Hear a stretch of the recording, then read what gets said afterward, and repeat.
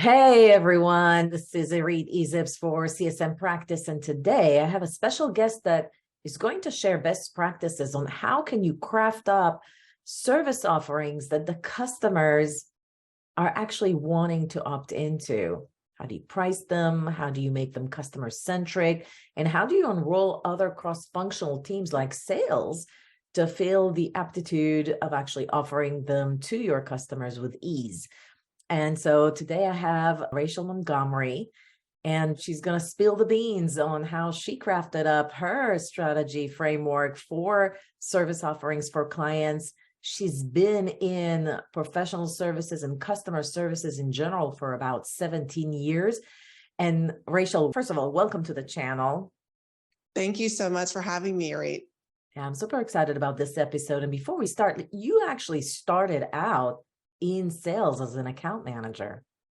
I did. Yes. I thought that was the way I was going to go. I really loved engaging with customers, solving problems. As the startup company I was working for grew, I had the opportunity to move into both sales and operations role and found my passion in operations and improving internal processes, and still found a way to maintain that customer interaction and build those relationships. And you worked there for 6 years, and then somehow you made a turn and you worked as a support analyst for a company that you transitioned to. I believe it was Convio. It was, yes. It was another Austin company. I had a few friends that were working there, and they referred me to a wonderful manager who is still a mentor today, who said, let's give you the opportunity. I feel like you've got something here to learn the technology and then eventually move into a leadership role. So I took the opportunity to learn the software, learn the market that they were serving, and began to manage some of those customer escalations, and then had the opportunity to build a team in support management. Yeah, and that's kind of like what a lot of people do. They go one step back, two steps forward, just to create some sort of like a breadth in and like a more rounded portfolio of experiences, I suppose. Absolutely. Sometimes you don't know what you don't know. So it's always nice to see the opportunity to learn something new, and it can be humbling in some ways, and you might find a new passion. So you've done that for 10 months, and then you went to work for a company called Blackbaud, which I'm sure a lot of people know, and you worked there for 9 years. And right off the bat, you started out as a team leader, as a senior, I think it's like a director of professional services or support. Yeah, so Convio was acquired by Blackbaud, and was offering good coverage in the market where Blackbaud wasn't there yet. And so I had the opportunity again to work for some amazing leaders and support, grew up in that department, as I always like to say, and became the director of a very large team there, and got to experience what it was like to work in change management and evolving a support team to meet the customer's needs. Our customers had evolved over the course of several years and what they expected from their SaaS providers and their timeliness and the ways they wanted to contact us. So it was a really great opportunity for me to learn about vendor relationships and evaluation and building teams and responding again to customer demand. Well, today you're the senior VP of professional services at Syntellis. Congratulations, by the way. This Thank was you. like a recent promotion, actually, or a new title for you in August of this year in 2022. So congratulations. Thank you. Once I established my brand as in operations there at Blackbaud, I was able to move over to services, again, wanting to take a lateral move to learn something new and see if there was a way that I could impact the customer journey and continue to work in an area that I was comfortable in and had a lot of great support and mentorship, but also learn a new skill, and got to be the director of a team there in our enterprise business unit, and eventually became the senior director of a much larger team, catering to customers of all sizes there at Blackbaud, and refining our implementation and activation services, and eventually was the vice president of services there, adding in managed services, retained services, and really beginning to understand how we meet the customer where they're at from a service perspective, and how we can be at the forefront of what our customers are doing and thinking about doing, and a really great listening post for our product teams. Well, I think this kind of holistic experience, starting from sales, learning the ins and outs of customer support, and then spending years in professional services gives you this really unique perspective around the challenges that customers have from the beginning of their journey with a company until the end. And do you think that that sort of like put you in a great position to come up with effective strategies for crafting up service offerings that tie into go-to-market strategy for your company, but also are very customer centric? I mean, I'd like to think so, right? You want to make sure that you're laying the groundwork for something good. I heard a lot of feedback in my career from customers directly. And then also adding in that layer of sales, understanding what it's like to go to market when something's not fully baked or you don't know what's on the inside of it. So yes, I think that taking each one of those steps was very helpful in sort of creating this methodology around the service offer creation. Yeah, so tell me a little bit about creating compelling service offering. What is kind of like the secret sauce in thinking about it? What's your framework like? Yeah, I mean, I like to break it down to something that's really easy for me to not only convey to my peer group and my leadership team, but also that I can teach my directors and my teams as well. And I think of it in a three-stage process around creation, development, and go-to-market. And all the while you are bringing stakeholders, both internal and customer stakeholders, along in the journey. And so that's been my formula in several of my services positions, and most recently in the one at Syntellis. Okay, so let's double click on the journey. When you think about just like the development phase or creating it from the get-go, which kind of stakeholders do you typically collaborate with at that phase of the journey? Yeah, so I usually look for the active sales rep that is trying to find the opportunities to sell back into their base. They're going to be the ones that will give you the immediate feedback that they are interested in what else they can offer their customers and are generally creative around the solutions that we can offer. And then I also want to make sure I get my team on board too. So what's the technical aspect, right? I always call it technical validation. Can we go and do this? Can we show up well in that market or to solve that problem or within that technology? And so those are usually my two early stakeholders. And then I want to have marketing on board too, whether you have services marketing already or whether you are part of a long list of requests to marketing. You have to make sure that there's a plan to get your offer out there to the market. Interesting. So sales collaboration to get some insights around what are some market trends, what are new asks from clients, making sure that your offering has some sort of a competitive differentiator and you're actually solving a specific problem, but then also collaborate with marketing to ensure that maybe you can rely on customer feedback, but also craft up some campaigns to promote those service offerings. Yes. And then we look for our customer success teams to sort of validate our value offering, right? Make sure that it speaks to what they're hearing from the customers as well. So you can have a great banner around something and you can have the best of intent and be able to technically deliver it. But if it's not going to solve the problem, whether it's one or many, it's going to fall flat out there eventually. How long does it take you to do this, I guess, due diligence or discovery phase before you even start crafting up the offers? Well, I mean, you can take as much time as you want. I like to think that you're always using all of your listening posts, whether it's from customer success, customer support, from your sales team, understanding where the gaps are. I usually only have to hear things once or twice coming from outside of the market or from directly from a customer before I think, gosh, there has to be a way that we can solve this problem or fill this gap in the market currently and before I'll begin development on it. And then as part of the development process, you're wanting to do that competitive analysis. Is there somebody out there already doing it? Is this a copycat offer? Are you going to be unique in the market with this? And that could be anything from the way that you position it to actual deliverables. Wow. Okay. In general, do you have any rule of thumb to say this is how many sales reps I need to interview This is how many clients I'd like to speak to. This is how deep the market analysis is going to be or competitor analysis is going to be before I feel comfortable drafting up a service offering.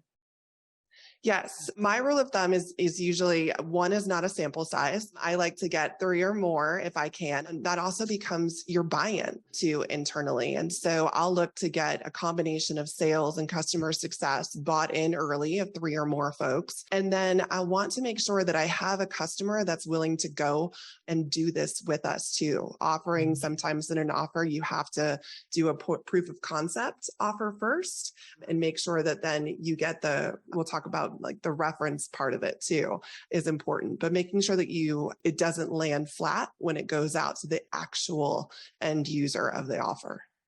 Can I ask you, do you draft up the offer and then try to find a customer that opts in, or do you find a beta customer and then craft up the offer with them? Yeah, so offers go through several iterations. We launched 4 of our offers a year ago now, and we've done some iterations throughout the course of the year on it based on customer feedback. Hey, the pricing terms didn't go well, or we need some more structure around the deliverables, or we need some more structure around what the timeline is on delivering this stuff. So you can definitely go out there with something first, but recognize that it's not set it and forget it. You have to be revisiting them as a response to the change in the customer demand, but you don't want to be so flexible that it becomes a one offer fits all, or that it becomes custom offers every single time. Talk to me about customer number 1. That first customer that you're looking to be willing to opt into that service offering. How much collaboration do you have with them to actually craft up that first version of an offer? Yeah. So a lot of times customers come to you with what they think the problem is that they're trying to solve, or what they think they want as an end result. And so we'll take the opportunity to make sure that we're double clicking on that, understanding, is that the best way to get there, or what is the best way to show not only our value, but our experts as well in-house. So we'll collaborate with them to understand sort of the why behind what they're doing. And that's how we get to the rest of the offer creation from there. Okay, so essentially, an offer can stem from multiple triggers, I suppose. One of them would be a solution to a problem.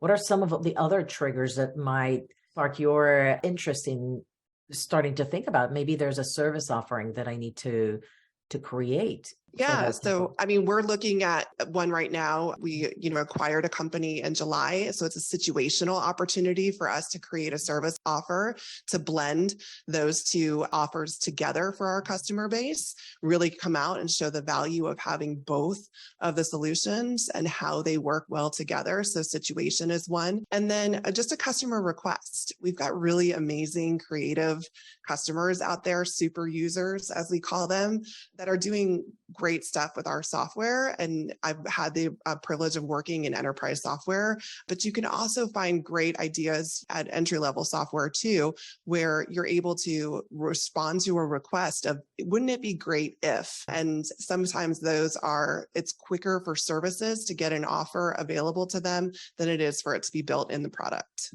All right. So you've done your due diligence. You kind of discovered why you need an offering. You confirmed it with the sales reps, the CSMs. You made sure you had a partner in marketing to craft up and understand how would that be a differentiator. Tell me about, how do you actually craft up the actual offer? I think that's where people are sort of like, not everybody has the same experience.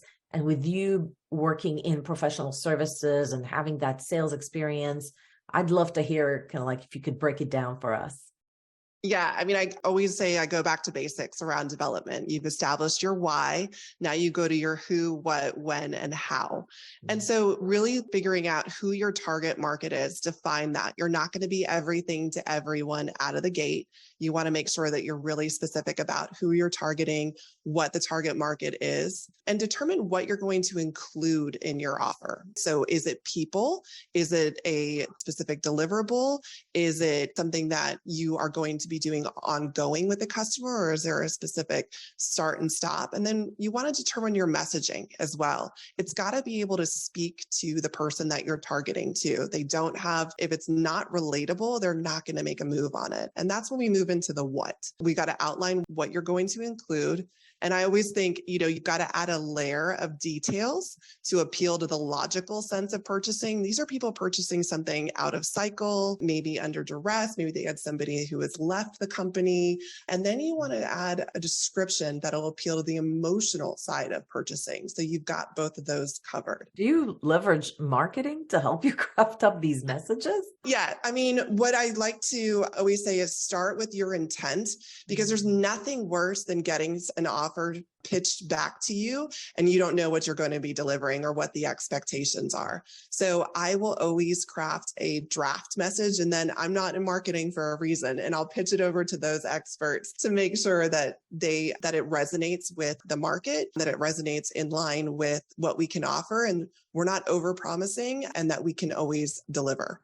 Okay, so you got the who you're going to market it to. Yep. You got the what you're going to offer people, tools, whatever. What else? Then we can move into the when. There's got to be distinct timelines in this. What's the duration? How long is this going to take?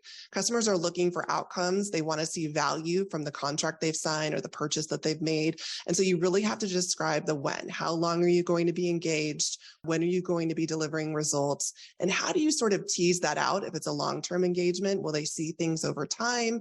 Is it something that is realistic in a short or long time set of time period? So working with them on the when and making sure that you have that really well defined. If you come back to that later, you've missed expectations between you and the customer, and they're not likely to renew that offer or promote it.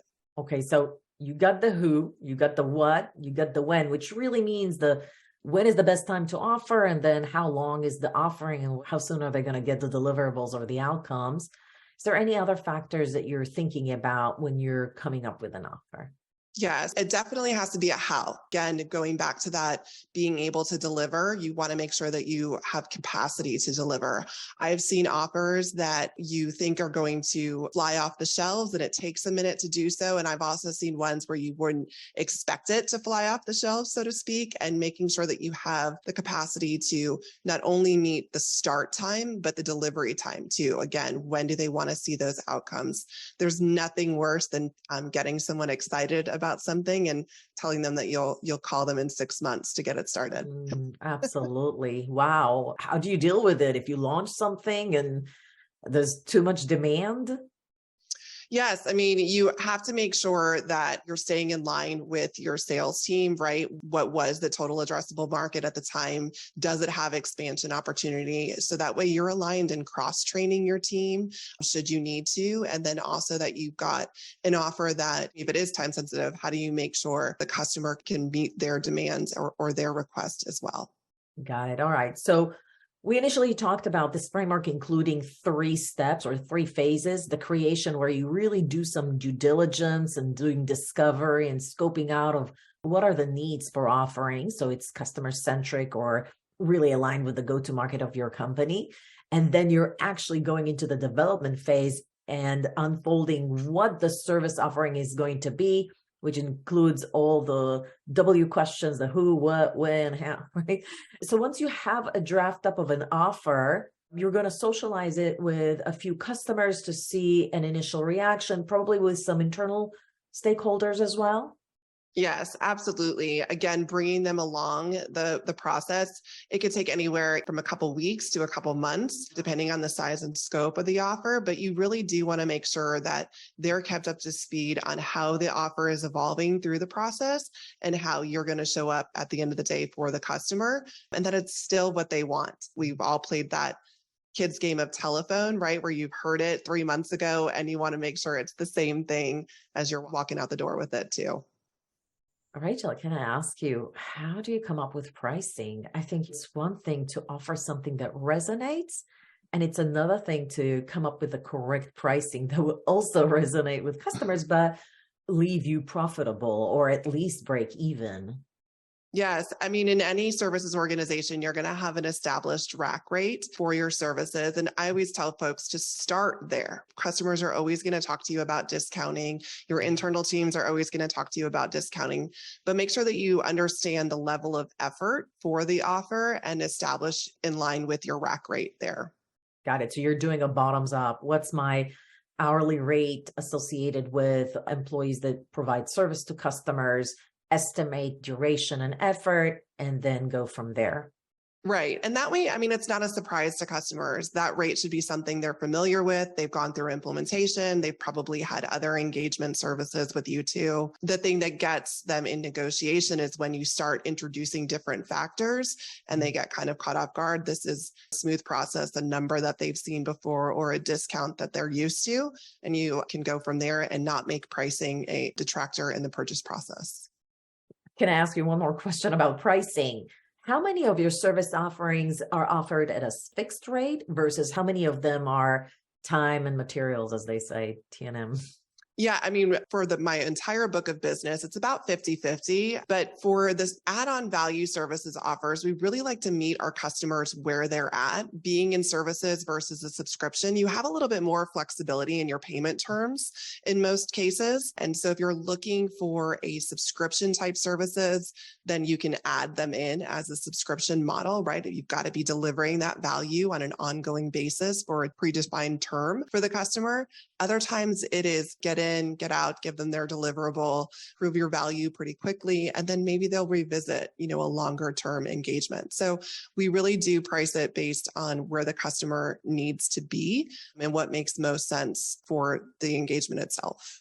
Got it. All right. You have an offer, you vetted it across different customers, you sort of like proof of concepted it. Time to go to market, your last phase? Yeah, so I love this part of it. It's where I get to kind of show everybody what the offers are. Here at Syntellis, I've been able to enable some of my directors to also market the offer within their own sales vertical teams. And that's been really great to see too. But you want to keep it simple. That's what I always say. Just do not add complexity to the sales process. And what we do shouldn't sound like it's brain surgery. It's got to make sure that it's simple and relatable to the customers and what they're getting at the end of their engagement. So we really look for ease of purchase on that one. We're standardizing our SOWs. We don't want it to be a long, drawn out process. We want them to see the value in what we're bringing pretty easily. And then we'll move into a relatable pitch. And that's where we look for like one sheet messaging. What's a leave behind that our sales folks can do? How do we describe the value and the cost and the overall engagement of the term? And then we want to make sure that we're doing like a little FAQ as well, because there's always going to be questions about, does it do this or can I have that? And so making sure that you kind of set folks up for success with some preemptive questions too. Do you provide them with a cheat sheet, meaning who is this relevant for? When should you offer it? When you shouldn't offer it? Like, all these little things. Is this a differentiator? What's the benefit to the clients? An actual like a one pager that just summarizes everything. It's kind of like a leave behind to the sales team. Yeah. So the way that I set them up is just a simple 4-box for any teams, customer success teams, our support teams, even in our sales team, where we're defining who the customer is, what the value they're going to get from it, even things to listen for in their conversations. Did the customer say this? Did you hear this? Has this been feedback you've received here? And then also the pricing and payment term flexibility that we're willing to offer as well. You have like a template that you always use? Yes. All right. So we talked about ease of purchase and why this is important, making sure you craft up a relatable pitch with your marketing team. You talked about that before. That you nail the pricing. Is there anything else that you're looking at? And then how do you educate the sales team? Is there anything else you look at in terms of your strategy for the go-to-market to just make sure that the service offering is accepted, adopted, and is a successful endeavor for you? Yeah, branding is really important. I learned the value of not only branding your company or your products, but also branding your services when I was at Blackbaud. And so I've carried that with me now to Syntellis, and the branding of what you do is just as relevant in services as it is as the software subscription in most cases. The relationships that you build with your customers make them a lot more apt to renew and buy more, expand their wallet share, as they say, with the company. And so a memorable name, something that ties back to what they feel the value is they're getting from you. Use industry standard terms like retained services and managed services. You can also offer very specific packages around annual budget assistance, for example. We used to have a fundraising, end of year fundraising package, something that really speaks to the heart of what they need, someone to help them with. And having the experts on our team allows us to be flexible in a general sense around those managed, retained, or business consulting services, but then also allows us to be really specific around budget services or some of the other specific product applications that we service. So I heard about managed services. Obviously, it's very customer centric usually. What are retained services? Or maybe I'm just misunderstanding the terms. Yeah. So, I mean, it is a little bit of a bat phone is what I always call it. So our customers get really attached to the team that they're working with during implementation, or they have the opportunity to continue to expand what they're doing within a software application. And they want to have those experts as part of their team. So rather than going out and hiring somebody, they're able to have somebody sit in on calls with them, be able to bounce ideas off with them for a set number of hours per month, and they're literally on retainer for that customer. I think that's a whole new conversation and a new podcast episode. Like, how the heck are you pulling that off? Because most companies think vertically. Okay, this is my onboarding team. This is my managed services team. This is my one-off project team, like professional services. These are my TAMs. Seems like somehow you were able to do that horizontally. So I'm not going to dig into that, but it's very yeah, I mean, interesting. If projects went off without a hitch and there were no delays and everything came in on time, you could definitely do that. But you've got to have some of that filler work. And that's exactly where that goes in. Very creative and very customer centric, by the way, because this is exactly what customers want. Yes, we found that was one of the most successful and most renewed offers that we had in my entire tenure before coming to Syntellis. And we're seeing it renew now that we've had year ones come around again here now. So definitely something that our customers need. And once you've established your brand as having what Hinge calls a visible expert, you up your retention value, your retention likelihood, and they're continuing to renew those services. And you're seen as a true partner to the customer and not just a vendor. Amazing. Well, let's say you launched a service offering as amazing as the one you just mentioned. I love that. It's so creative and spot on, and no wonder it was so successful. How do you then measure your success? Like, some offers are going to be more successful than others. Do you have like certain KPIs? What do you show the board? What do you show customers? Yeah, I mean, there's different ways that you can do it. There's revenue, there's volume, quantity, how many are you selling of each of those? But I tend to promote different types of metrics. I like the attach rate. Are you getting people to buy in at the beginning? When they buy the application, are they going to be invested in continuing to learn the best way to use the system ongoing? So that's one I use a lot. Also, when you're looking at adoption and onboarding metrics, you want to make sure that you're promoting usage at the right time and the right pace for a customer. So we'll use instrumentation in the product to measure their usage or how is their role improved. And then on the managed services, that comes through a renewal rate. You're looking to see, did you bring value to the customer? Are they renewing your activity with the organization over and over again? And then last but not least, I mean, I think word of mouth is currency when it comes to services. So if you are able to get several referrals off of the first group of services that you're putting out there, that alone will drive new business and is worth its weight in gold. Well, amen to that. I honestly think that that's wonderful, because you're not just looking at standard KPIs, but you're tailoring the KPIs to the specific offering type. And then on top of that, you make an effort to collect reviews or advocacy or quotes from customers, to really have some social proof. Absolutely. Yes. And in some of these industries, word of mouth travels fast, and they want to know what their peer is doing at a hospital or in higher education or for a nonprofit. And so if you're able to be that value add resource to them, they're going to want to talk about, hey, we just did this great thing, or did you know we were able to do X, Y, and Z because of this service? It really does help to have those. And then it also helps you keep a pulse on, is the offer resonating? If you can't get a customer to be a reference for the service, you have to double click on why. You have to understand, how did we miss the mark on this, or how can we do this better in the time that we have to deliver? Wow. Okay. So just to recap, you have 4 types of service packages that you typically think about and then tailor the KPIs to, and maybe even your due diligence. One, you mentioned the retained services. The second one was the managed services. And then you mentioned something related to onboarding and adoption services. Maybe you can elaborate a little bit on how is that different than the first 2?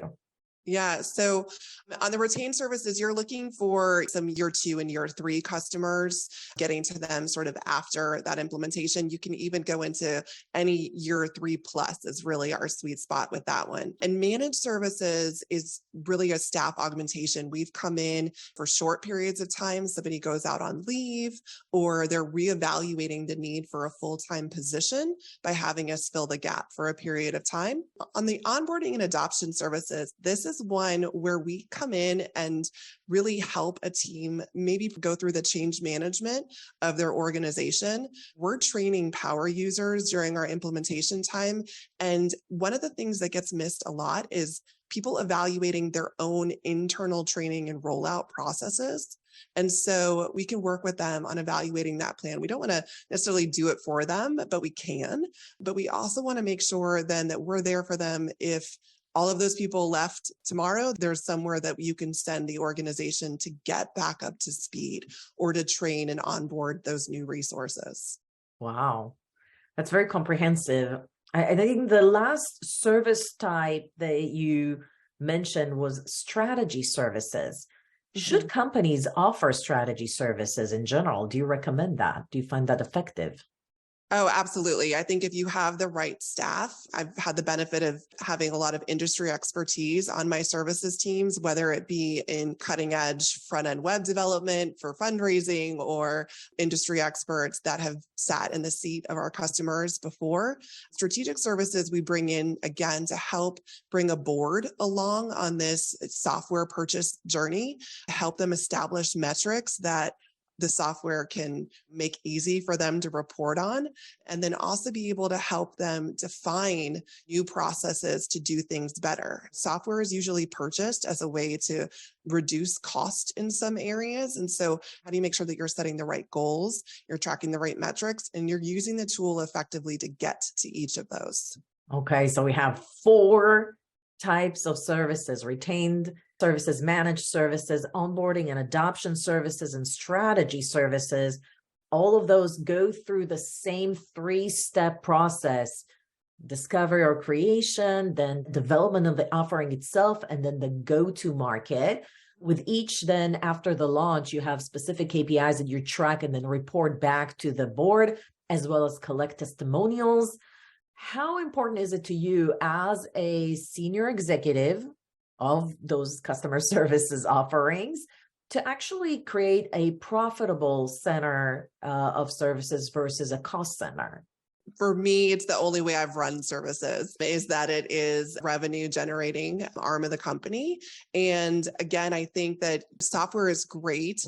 Obviously, you're in the business to promote the software that you're working with. But at the same time, services offer a vantage point or a flexibility or a pace that sometimes products just slightly behind on, or we can offer something to 1 or 2 customers that isn't to the many. So I think that saying that you should only be focused on maybe the implementation of the software and not offering services is a little, it limits what the team can do. It also limits the talent that you can bring into your team as well. By creating these services opportunities, I've also created career pathing opportunities for my team. So they're not just doing the standard configuration and implementation and doing several customizations that are reusables. They're able to extend their expertise in services and be those experts, those visible experts to our customers. Rachel, this was fire. Thanks. It was a lot of fun, Irit. Thank you so much. Well, everyone, if you enjoyed this video, this podcast episode, I'm just shock and awe. This was just so awesome. Rachel, you just spilled the beans around all your little secrets, and you're just so awesome. Obviously, you have a lot of experience, and I want to show gratitude for having you dedicate this time to share how your approach around pricing and creating offerings with our customer success community. Thank you so much for your time today. Absolutely. It's always a joy to see you, be part of, love your channel and love what you're promoting out there for the customer success community. Well, I love you. And guys, if you love the podcast episode, give it a like, thumbs up, subscribe to the channel because it helps a lot. I'll see you at the next video.